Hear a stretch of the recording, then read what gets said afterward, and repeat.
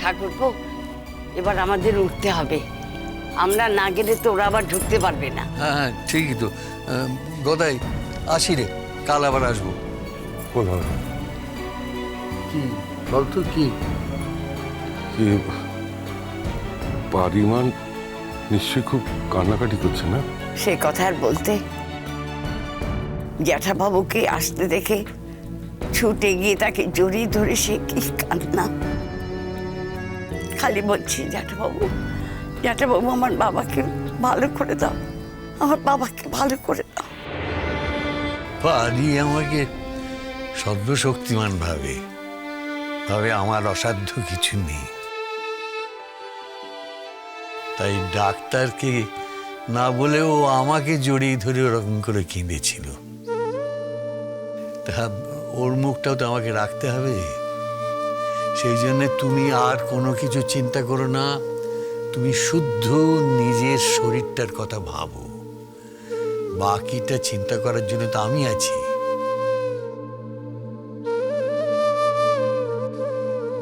কাঁদছো কেন ঠাকুরপো? কেঁদো না, তুমি তো ভালো হয়ে যাবে, ভালো হয়ে আবার বাড়ি ফিরে যাবে, কেঁদো না। জানো, সংসারে যখনই কোনো বড় বিপদে পড়েছি আর সামলাতে পারছি না, হিমশিম খাচ্ছি, তখনই মনে হয়েছে দাদা যেন এসে দাঁড়িয়েছে। বলছে এত এত কি ভাবছিস, আমি তো এসে গেছি। গদাই, কেন এত চিন্তা করছিস?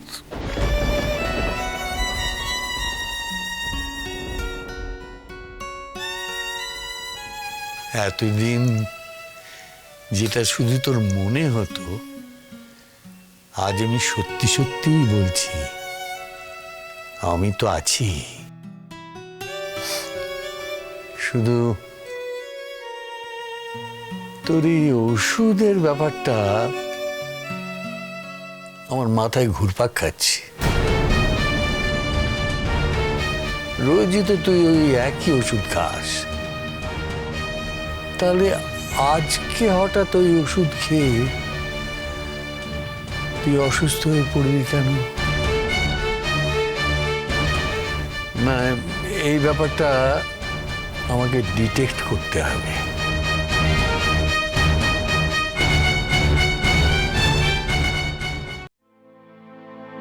ছুটকি তো বাড়িতে নেই,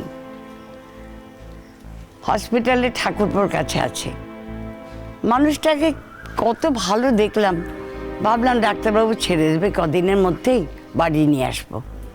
আজকে সকালে আবার হঠাৎ করে হসপিটাল থেকে ফোন এলো। ভাগ্যিস ছোটন সঙ্গে সঙ্গে হাসপাতালে যেতে পেরেছে, তাই খুব তাড়াতাড়ির মধ্যে অ্যারেঞ্জমেন্টগুলো করে ফেলতে পেরেছে। আরে আমি তো কতবার বললাম মিনু, আমি যাচ্ছি তো কতবার বললাম, আমার কথা কেউ শোনে? যারা মশাই তো দুম করে মাকে নিয়ে বেরিয়ে চলে গেলেন। কি বিপদ! আমি আমি আমি এখনই যাচ্ছি। অবশ্য আমি একটু আগে ফোন করেছিলাম, শোনা যেটা এখন কিন্তু অনেকটা স্টেবল। কিন্তু না, সে কথা নয়, আমার একটা অন্য কথা বলার আছে শুভ। জ্যাঠাবাবুই তোমাদের জিজ্ঞাসা করতেন, তাই সকলকে একসঙ্গে থাকতে বলেছিলেন, কিন্তু হঠাৎ হসপিটাল থেকে টেলিফোন আসাতে ওনাকে চলে যেতে হয়েছে। কি হয়েছে সোনা জেঠি? জ্যাঠাবাবু আমাদের সকলকে একসঙ্গে থাকতে বলেছেন কেন? আমার না খুব ভয় করছে। ও সোনা জেঠি, তুমি যেটা জানো সেটা বলে দাও না। উনি তো কথাটা বলবেনই, এখন না হয় পরে, আগে থেকে জানা থাকলে না সুবিধে হতো যে উনি কি বলতে চাইছেন।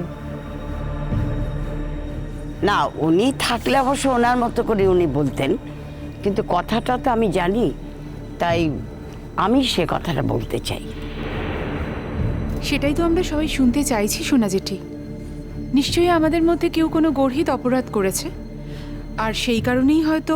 আলবাত করেছে।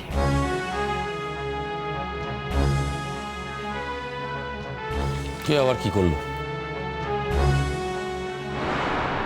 তোমার বাবার শরীর খারাপ নিজের দোষে হয়নি, ভুল ওষুধের জন্য হয়েছে। ঠিক হয়েছে, এবার বোঝো মজা, সব সময় আমাকে অপমান করা, সব সময় আমাকে উল্টোপাল্টা কথা বলা। আগে একবার ফাঁসিয়েছিলাম তাই বেঁচেছিল, এইবার কি করে বাঁচে তাই আমি দেখব।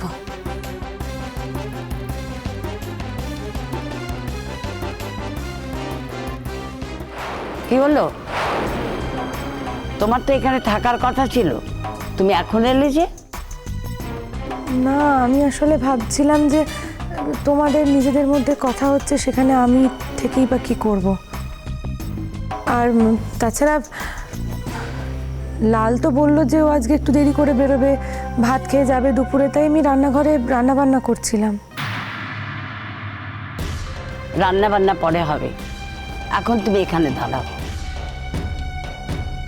শোনা ঠাম্মা, ভূমি দিদি তো এপাটে আছে, তাহলে মুকি রান্নাঘরের কাজ একটু এগিয়ে দেবো। মানে তুমি যদি কুহ তাহলে মু যাবো, আর তুমি যদি মতো এপাটে থাকতে বলো তাহলে।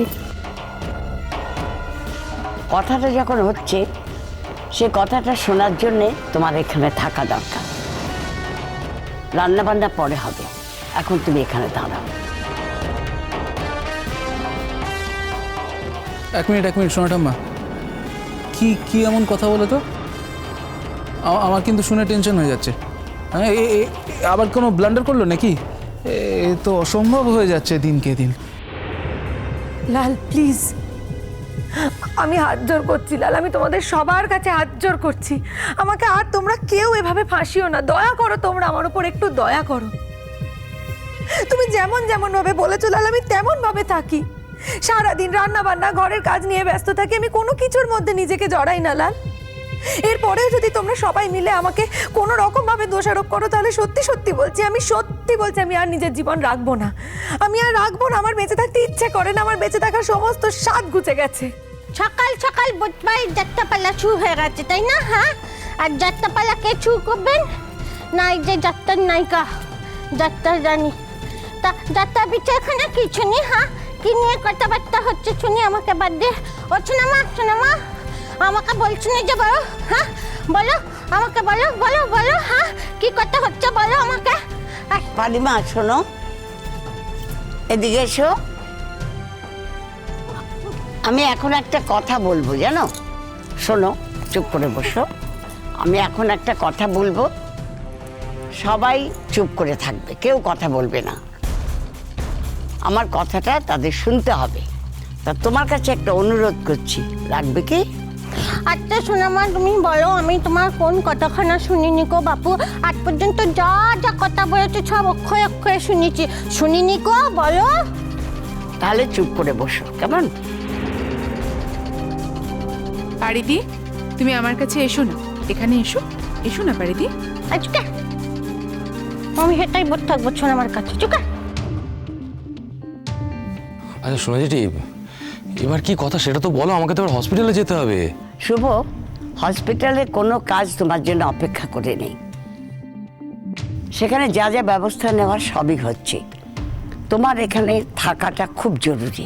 শোনা যেটি, বাবাটা তো আমার, যে যতই ব্যবস্থা করে থাকুক না কেন, আমার মন কি তাতে মানে? যে যত ব্যবস্থা করুক মানে? এই যেটা কে? আর যে যা করুক সেটাই বলতে চেয়েছি। যেটা কার কথা বলছো? তোমার জ্যাঠাবাবু, তোমার মা, না ছোটন? আমি অত কিছু ভেবে বলিনি সোনা যেটি। তোমরা যদি সব কথায় কথা আমার কথা ধরো, তাহলে তো কথা বলাই মুশকিল হয়ে যাবে, বলো তো। সেই জন্যই বলছি, কথাবার্তা একটু ভেবে বলতে হয়।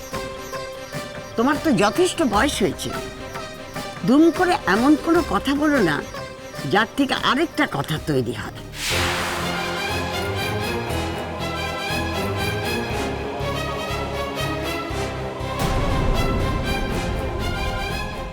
লাল, আমি কিন্তু স্পষ্ট করে একটা কথা বলে দিচ্ছি, হ্যাঁ, তুমি পরিষ্কার করে জেনে রাখো, এরপরেও এত কিছুর পরেও যদি এই পুরো ঘটনার দায় আমার ওপর এসে চাপে, আমি কিন্তু যা বলেছি আমি তাই করব।